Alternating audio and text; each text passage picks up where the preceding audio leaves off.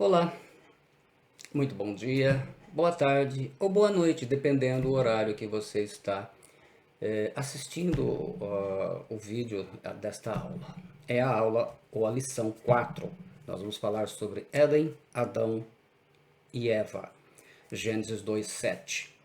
Sempre lembrando que do resultado, né, da ministração que a gente faz no meu grupo de discípulos, eu depois, então, posteriormente, publico um resumo, um compacto. Não dá para comparar uma aula presencial, porque a gente começa normalmente às 19h30, vai até quase 21 horas. Às vezes, uma pequena diferença. E a gente lá, claro, todo mundo pergunta, então é diferente. Mas a gente procura trazer um resumo e pelos resultados e os feedbacks que andei tendo aí, as pessoas estão ouvindo, né? Estão conseguindo entender. E às vezes até ouve duas vezes aí, porque para assimilar bem. Isso é muito importante. Eu fico muito feliz que o ensinamento que a gente está compartilhando, né, daquilo que a gente aprendeu e vai aprendendo, porque a gente está sempre procurando conhecer a palavra do Senhor, estudando, e a gente possa compartilhar com outras pessoas, independentemente de sua religião, credo, o ensinamento da palavra do Senhor. Né? Ele é aberto a todas as pessoas que querem aprender e conhecer a palavra do nosso Deus, do único Deus verdadeiro. Então, hoje é a 4, eu fico devendo uma lição para vocês. A lição 5, porque a 6 eu ainda não ministrei. Provavelmente essa semana que vem a gente ministra a 6 e em seguida a gente arruma uma data para estar fazendo a gravação. Então vamos lá. Eu vou ler em duas traduções. Eu vou ler na Almeida Corrigida Fiel, que é a mais fiel das traduções na língua portuguesa, e também vou ler na King James Fiel, que é tida como a melhor tradução da Bíblia que existe. Esta aqui na versão em português. Diz assim, Gênesis 2:7, na Corrigida Fiel. E formou o Senhor Deus o homem do pó da terra, e soprou em suas narinas o fôlego da vida, e o homem foi feito alma vivente. A King James Fiel traduz, invertida para o português. E o Senhor Deus formou o homem do pó da terra, e soprou nas suas narinas o sopro da vida, e o homem se tornou uma alma vivente. O verbo formou, formar aqui, né, é yatzar. Ele quer dizer formar, dar forma, moldar ou apertar em uma forma como fazem os oleiros com suas peças de barro. O corpo foi formado então, mas a alma e o espírito foram criados. Então, esse verbo, o comentário da King James Fiel, é justamente uma coisa muito interessante que esse verbo ele é utilizado depois das escrituras, como aparece lá, por exemplo, em Jeremias 18:4 e Zacarias 11:13, como ele descreve a profissão do oleiro. Então, como um oleiro, o Criador, o Senhor Jesus Cristo, porque ele faz o homem, ele faz o homem do barro. Então, como o oleiro vai dando aquela forma e vira uma peça, então o Senhor Jesus fez com o ser humano. Né? É muito interessante isso. A palavra pó, afar, quer dizer barro, lama, terra seca, pó. Então, o homem foi feito do barro. Homem, o que é interessante dizer? Ficou feito do barro, portanto, o homem nasceu com pele vermelha. Então, uma antiga disputa que Deus fez o homem branco e depois ficou negro. Não, não, não. Ele não era nem branco nem negro. Ele era vermelho, avermelhado, né? A cor Adão. Homem quer dizer Adão, né? Em hebraico, como eu disse, Adão, o primeiro homem. Humanidade, a designação da espécie humana. Então, Adão já traz em si, no original, a ideia de que a humanidade viria dele, correto? Terra, Aramal, quer dizer terra, solo, rosado, vermelho. Portanto, o primeiro homem ele não era nem branco nem negro, ele era vermelho. Então, tanto a palavra, uma palavra como a outra, elas estão vinculadas, né? Então, ele fez da terra, barro. Então, essa terra vem, significa vermelho. Então, o homem era avermelhado. Então, os peles vermelhas é os que mantiveram, né, muito tempo aí. Eu nem sei se ainda existe, porque nos Estados Unidos eles detonaram com todos os índios, mas é aqueles que ainda trazem os traços originais da criação, né? E fôlego. Neshama, que significa respiração, tudo que respira, que é símbolo do espírito do homem. Então é uma coisa muito interessante. Deus faz o homem do barro, então ele molda o homem. Ele molda, faz o molde, está lá, o corpo parado. Mas não tinha vida. Para que esse corpo pudesse andar por aí como nós fazemos, o que ele faz? Ele vai botar a alma. Só que a alma no corpo, ela está presa, ela precisa de um elemento importante, que é o sopro de vida, que é o fôlego, né? Que é a respiração, é tudo que respira. Então, quando ele coloca alma em hebraico, é nefesh, que fala alma, o lugar das nossas emoções e paixões, da vontade, do caráter do homem. A alma é você, é o que faz escolha, a sede dos pensamentos, dos desejos, né? Quer dizer, eu sou uma alma, eu tenho um espírito e moro num corpo. Então, o que acontece? Para que a alma pudesse viver no corpo, então o Senhor, então o que ele faz aqui? Olha que interessante. Ele sopra nas suas narinas, né? Sopra nas narinas, então passa o homem a respirar.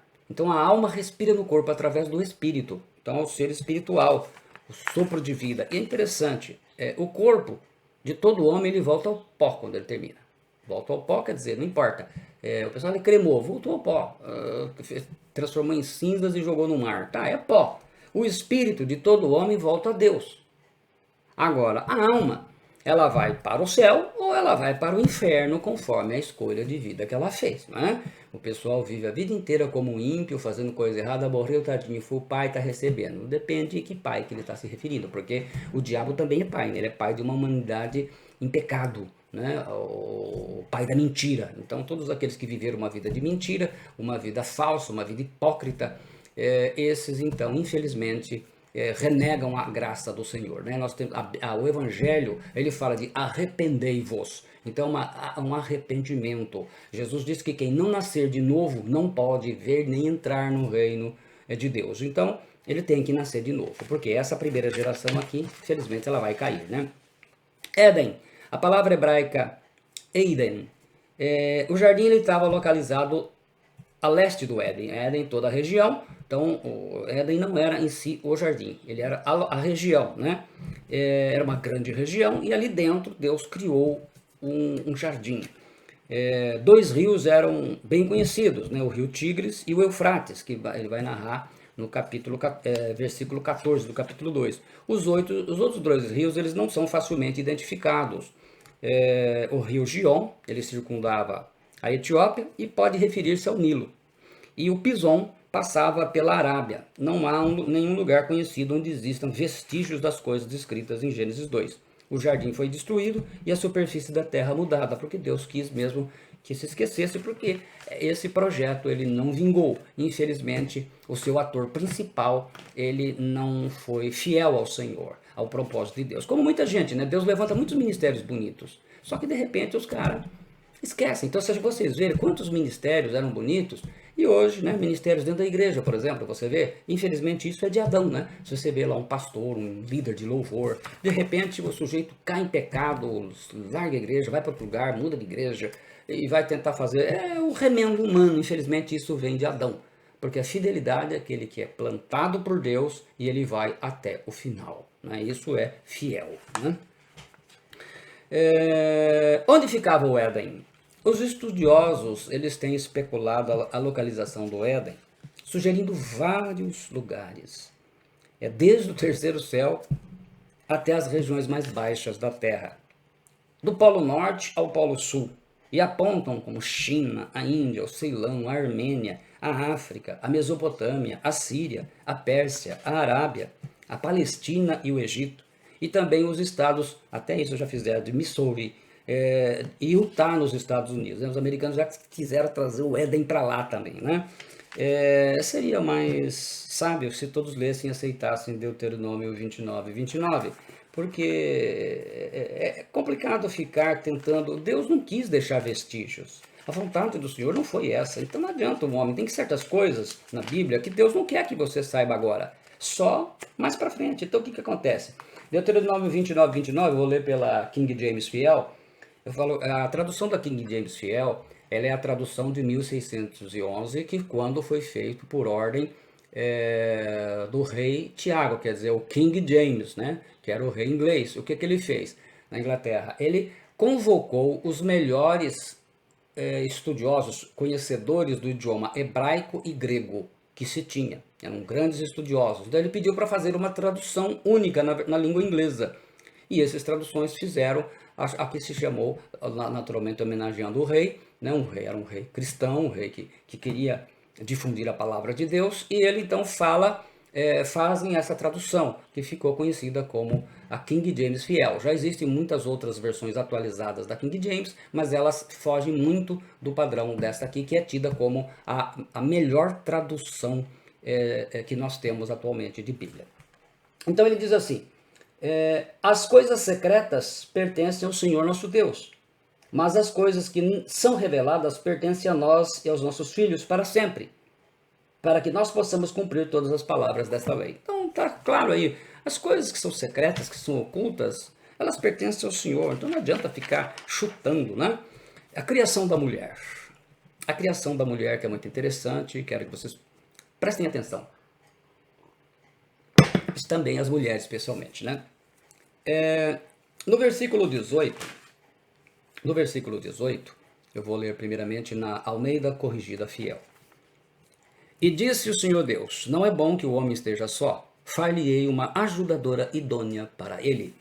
A King James Fiel traduz assim, e o Senhor Deus disse, não é bom que o homem esteja sozinho, eu farei uma ajudadora adequada para ele. A palavra ajudadora idônea, auxiliadora também traduz a Almeida Revista Atualizada, ou, como diz essa aqui, ajudadora adequada, ela traduz uma palavra hebraica, Ezer, que significa aquele que ajuda, aquela que ajuda, melhor dizendo, aquela que auxilia, física, moral, psicológica e espiritualmente. Então, a mulher, ela foi feita para ser, né, essa palavra Ezer, quer dizer que a mulher foi feita para ajudar, auxiliar o homem, física, moral, psicológica e espiritualmente. Então, ela é um complemento do homem. O homem seria incompleto sem a mulher.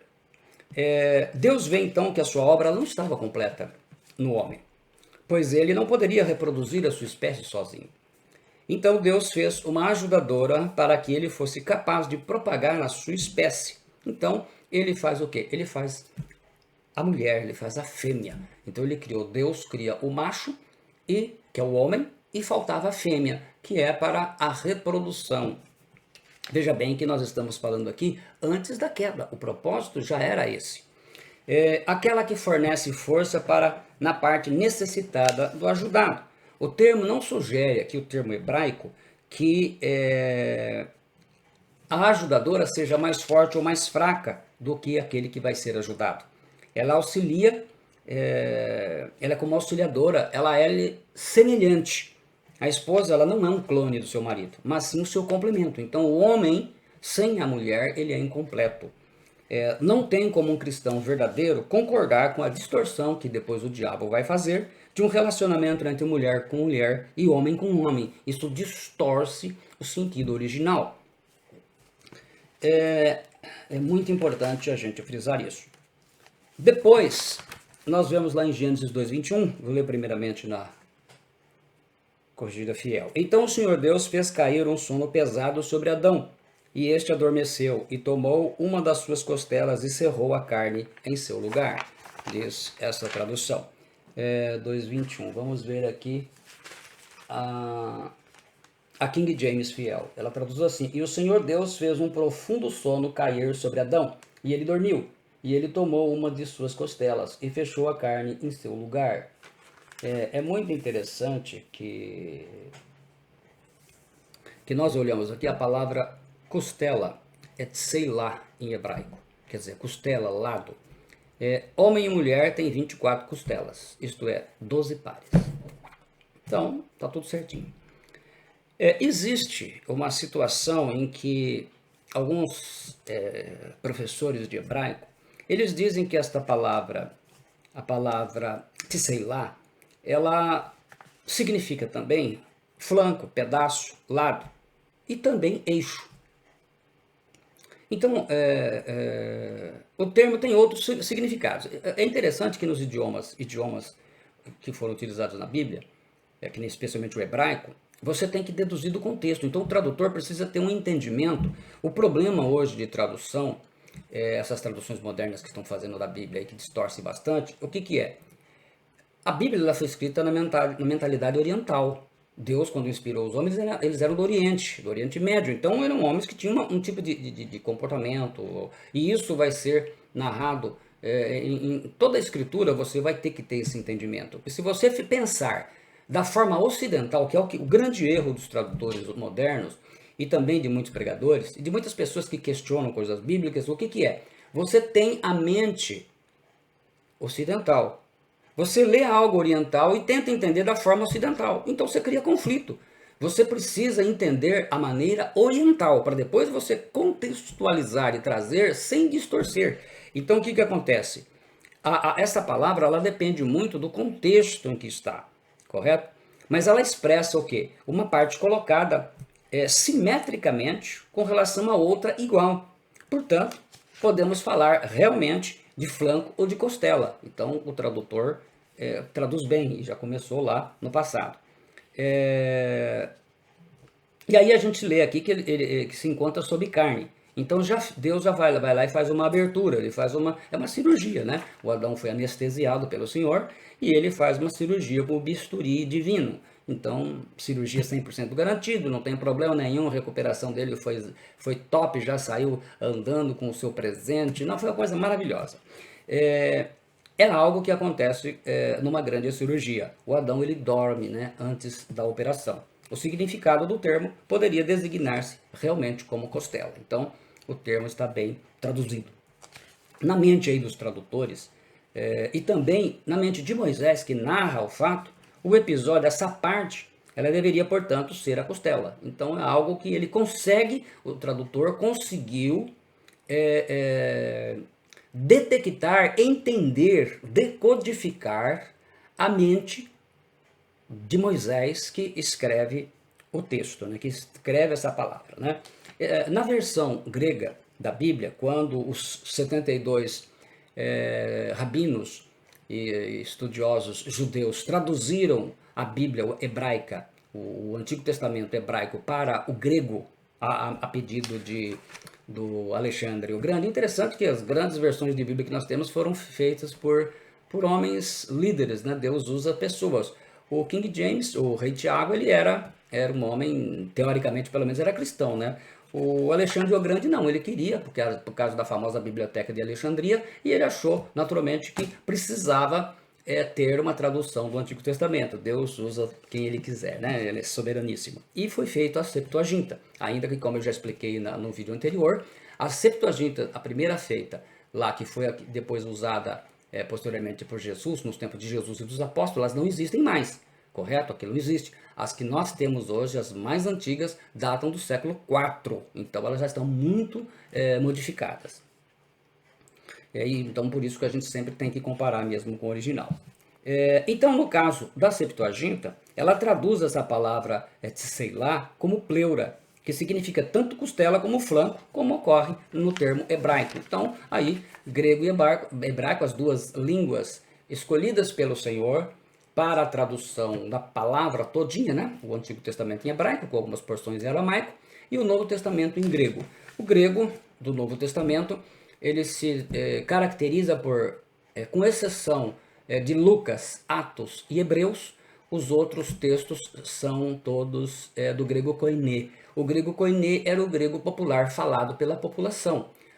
Lucas escreveu Lucas e Atos, e o autor de Hebreus, que é desconhecido, eles escreveram num grego clássico, correto? Mesmo o apóstolo Paulo, sendo muito bom de grego, ele se utiliza do grego koiné, porque era o grego falado pela população, pelo povo em geral, então era muito mais fácil. É como o português. Você tem o português acadêmico, que se utiliza de linguagens e termos difíceis. Por exemplo, a Almeida Corrigida Fiel, eles traduzem, muitas pessoas não gostam dela, apesar dela ser a mais fiel na nossa língua.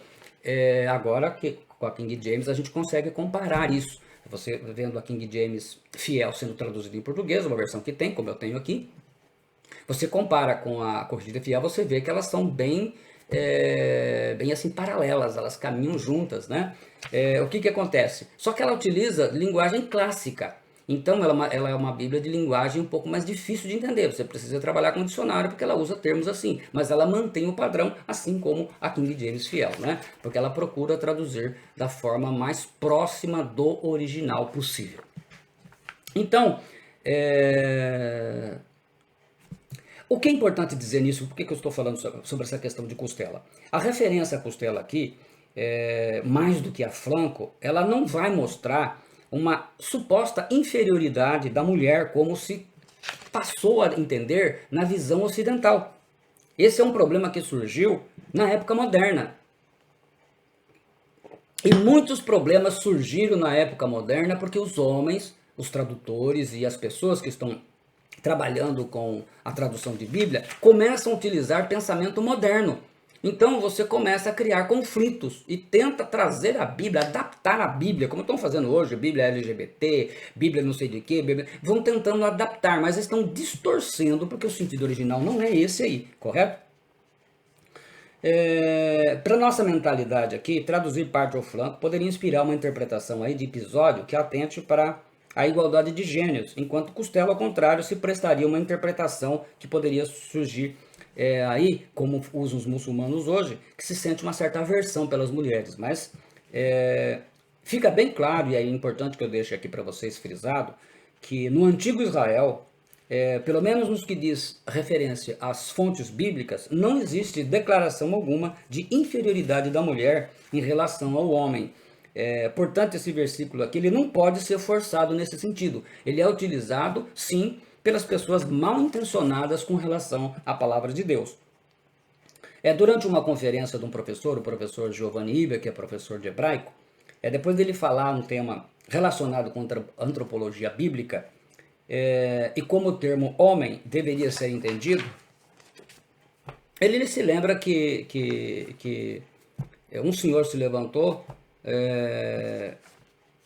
e fala a respeito do episódio da costela de Adão e de que a mulher, dado que ela surgiu a partir da costela, ela deveria ser considerada submetida ao homem, uma certa inferioridade. Mas o uso desse versículo nesse sentido ele não corresponde ao pensamento que surge do texto em conjunto. Muito pelo contrário, ele sugere sim que a igualdade, vamos dizer assim, que Deus criou ela para ser a sua auxiliadora, não ser um tipo, como fazem os muçulmanos. Por exemplo, você sabia que o Alcorão ele ensina como que o homem deve bater na mulher?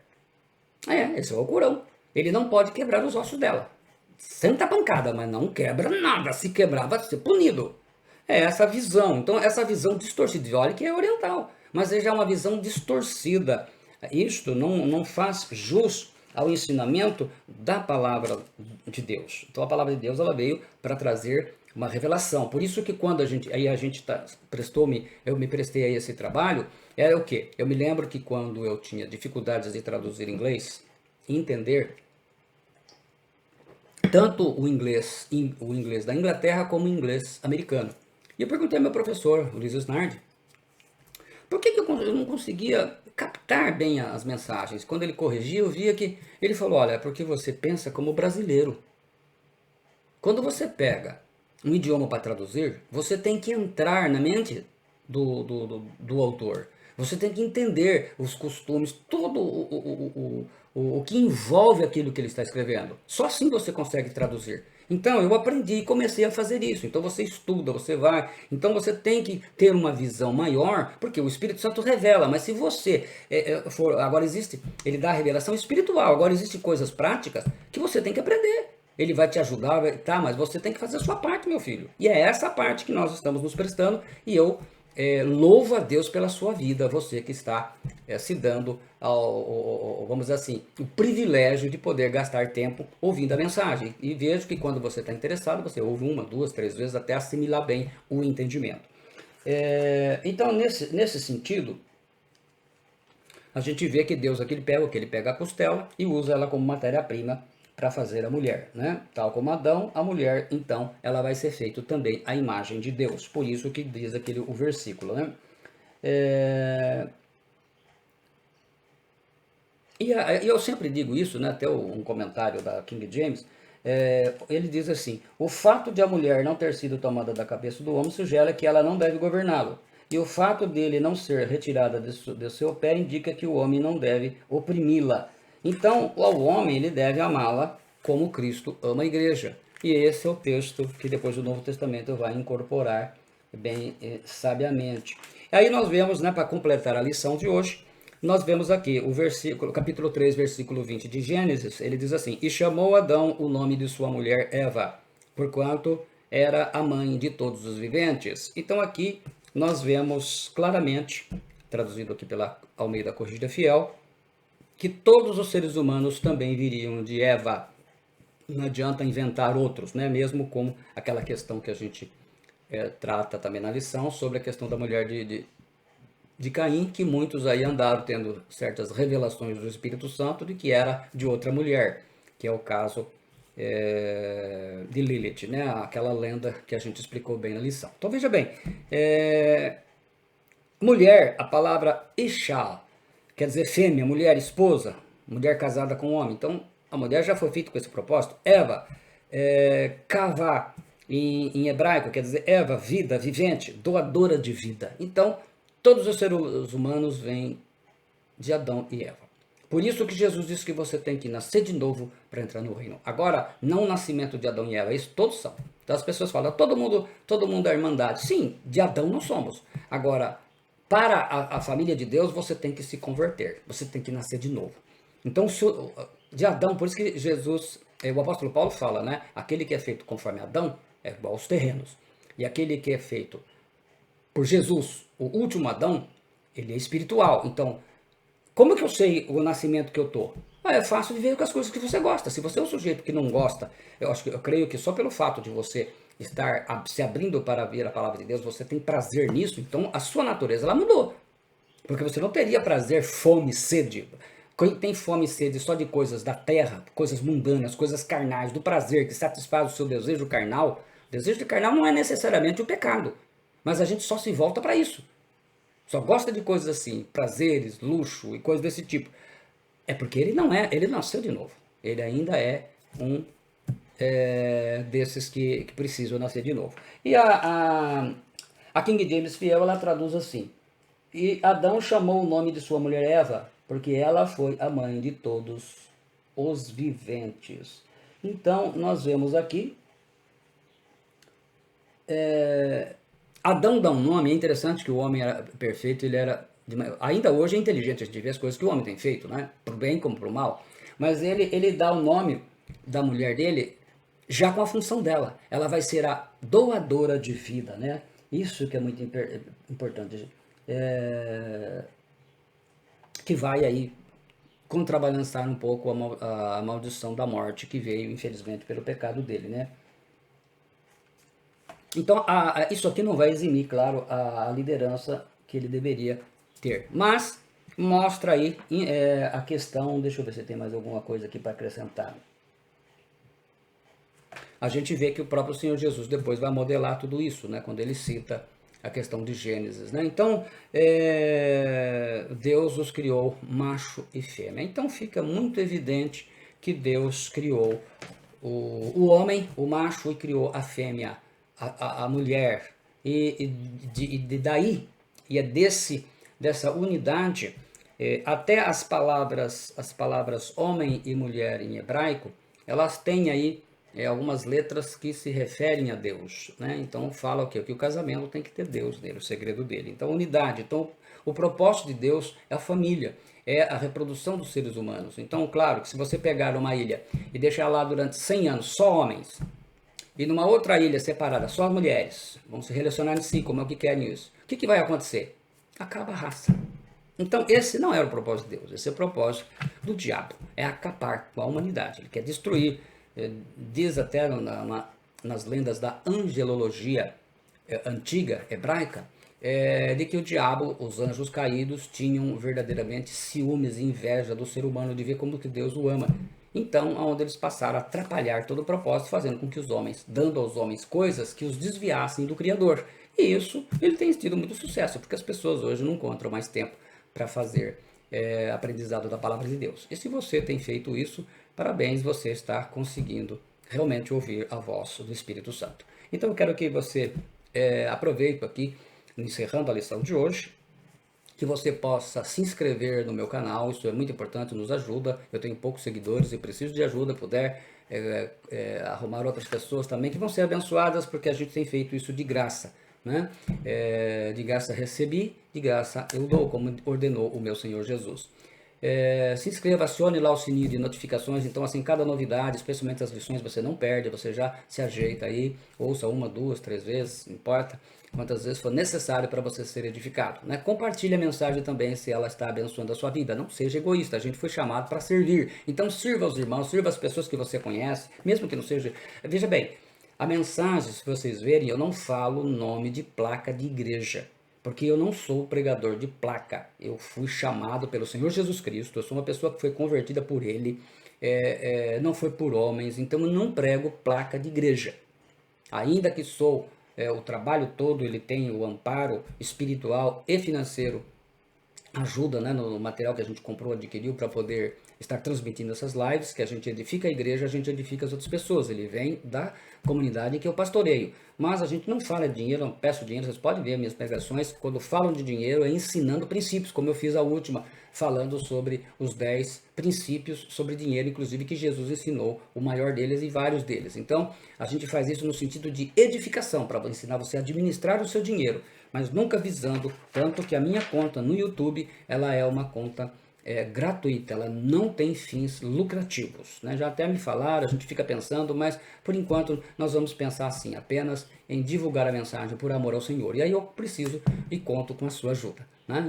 Que é como diz aquele rapazinho que publica mensagens aí de celular e de telefone, vem cá que eu te ajudo. Eu estou precisando que você venha cá e me ajude a divulgar a mensagem, a arrumar novos seguidores. Deus te abençoe em nome do Senhor Jesus Cristo e que você tenha sido edificado com a lição de hoje. Não perca, então, eu tenho mais uma para deixar você com as mesmas lições que eu já ministrei, a lição número 5. E eu tenho certeza que vai ser uma bênção para você, porque nós vamos falar sobre a queda do homem. Então, Deus te abençoe em nome de Jesus Cristo. Amém.